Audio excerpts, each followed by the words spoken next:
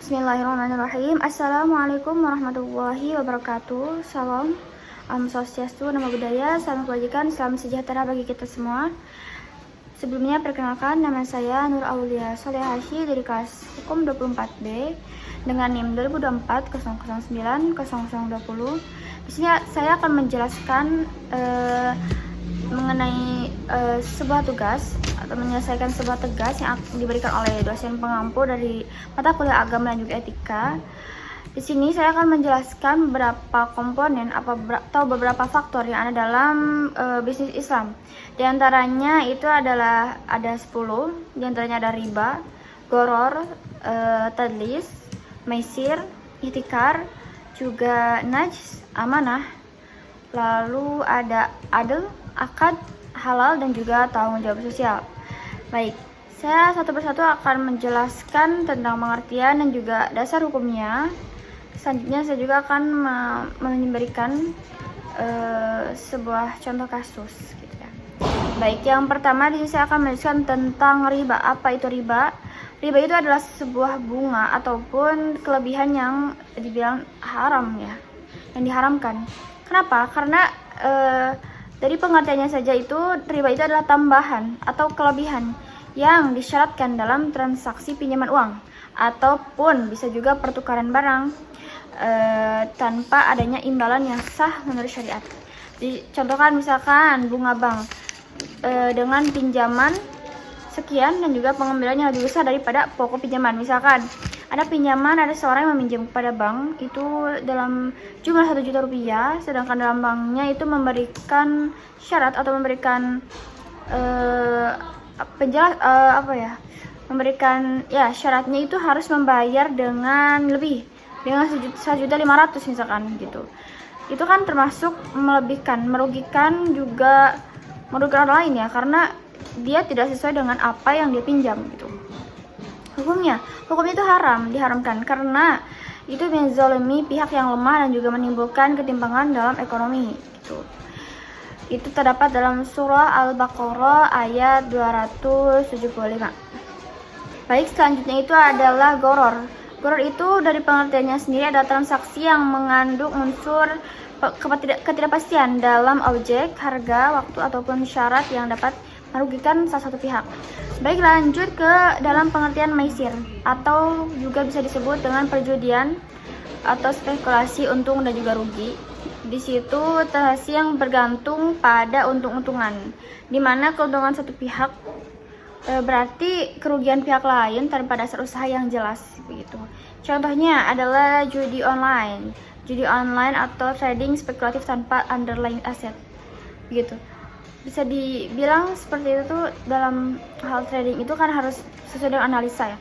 Jadi kita jangan sampai jatuh kepada judi karena itu bisa sangat berbahaya gitu nanti. Yang keempat itu ada tadlis atau penipuan, penyembunyian barang cacat gitu. Adapun pengertian tadlis sendiri ini yaitu tindakan menipu yang menyembunyikan barang cacat atau cacatnya barang. Misalkan menjual sesuatu itu tapi ada barang yang cacat tapi disembunyikan, bahkan dia membagus-baguskan barang tersebut padahal aslinya cacat. Nah, itu memberikan informasi palsu dalam transaksi tersebut. Selanjutnya yang kelima itu ada ihtikar. Ihtikar itu apa? Semacam penimbunan barang ataupun untuk menaikkan harga, penimbunan barang untuk menaikkan harga. Bagaimana ini? Yaitu menyimpan atau menahan barang kebutuhan pokok dengan tujuan menaikkan harga demi keuntungan pribadi. Yang keenam ada najs, yaitu rekayasa harga ataupun tawaran palsu. Yang mana pengertiannya itu upaya atau usaha menaikkan harga barang secara manipulatif, jadi secara berbohong ya, dengan berpura-pura menawar tinggi padahal tidak berniat sama sekali. Nah gitu. Yang ketujuh itu ada amanah. Di sini saya menjelaskan amanah itu apa? Kejujuran. Jadi amanah itu jujur ataupun tanggung jawab ya. Amanah gitu. Kita sering mendengar kata amanah itu adalah jujur, yang mana sebuah nilai atau moral dalam muamalah untuk menjaga kepercayaan dan juga melaksanakan perjanjian dengan jujur. Lanjut, di sini ada adil atau keadilan. yang mana pengertiannya itu menempatkan sesuatu pada tempatnya dan juga memberikan hak kepada yang berhak. Adil itu menempatkan sesuatu pada tempatnya, itu disebut adil. Ya. Lalu contohnya bagaimana? Menentukan harga jual sesuai dengan nilai wajar ataupun biaya produksi. Lanjut, itu ada akad halal, yang mana perjanjian akad halal itu adalah perjanjian yang sah menurut syariat. Adapun pengertiannya itu mengandung kesepakatan antara dua pihak yang memenuhi syarat dan juga rukun syariah tanpa mengandung riba, gharar, dan juga maisir di situ. Ini yang terakhir ada tanggung jawab sosial, di mana tanggung jawab ini adalah sebuah kewajiban yang harus dipenuhi oleh setiap pembisnis ataupun seseorang dalam hal bidang ekonomi. Kewajiban moral yang setiap individu itu atau lembaga untuk berkontribusi pada kesejahteraan masyarakat. Berikut itu adalah beberapa pengertian tentang komitmen ataupun faktor yang ada komponennya dalam bisnis Islam, ya.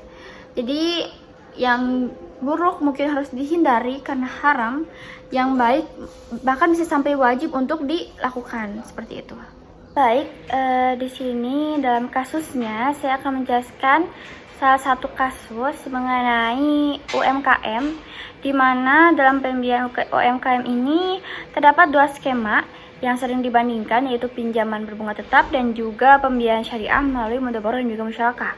Nah, keduanya itu sama-sama bertujuan untuk membantu pelaku usaha kecil, tapi memiliki perbedaan prinsip dan juga nilai etis yang sangat mendasar. Nah, kita bandingkan dulu antara kedua skemanya itu. Yang pertama itu pinjaman berbunga tetap, yang mana nasabah itu wajib mengembalikan pokok pinjaman plus juga bunga berapapun hasilnya usaha mereka. Nah, jika usaha rugi, maka tetap harus membayar. Nah, yang kedua itu melalui mudhabarah dan juga musyarakah, di mana modal itu diberikan untuk usaha bersama. Nah, jadi modal itu ada modal dan juga keduanya itu harus memberikan untuk usaha mereka sendiri gitu, untuk usaha mereka bersama.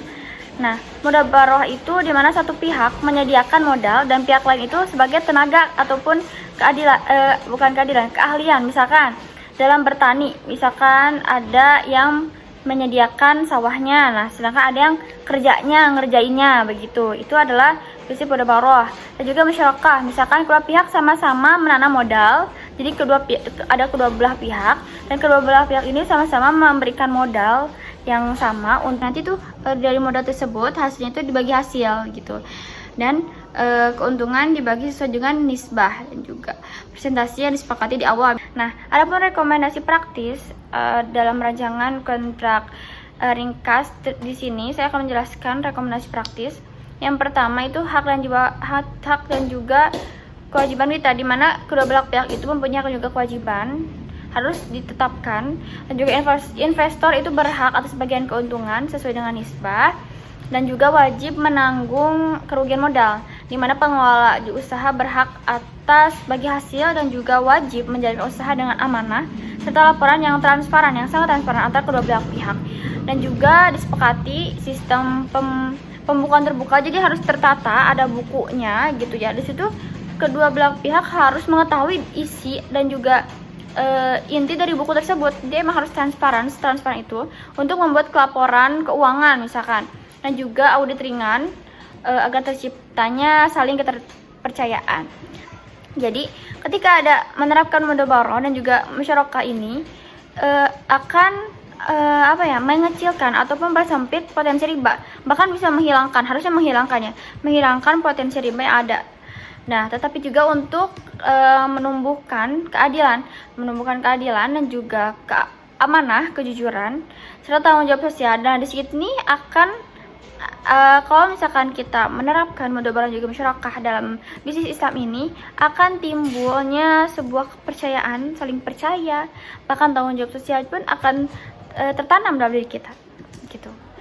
Mungkin cukup sekian yang bisa saya sampaikan mengenai beberapa faktor yang ada dalam bisnis Islam, yang mana yang tidak boleh, mana yang boleh gitu, bahkan mana yang wajib gitu. Mungkin hanya itu yang bisa saya sampaikan. Terima kasih kepada dosen pengampu dari mata kuliah agama dan juga etika. Saya ucapkan terima kasih atas dedikasinya selama ini dan juga memberikan wawasan yang luas terhadap kami selaku mahasiswa.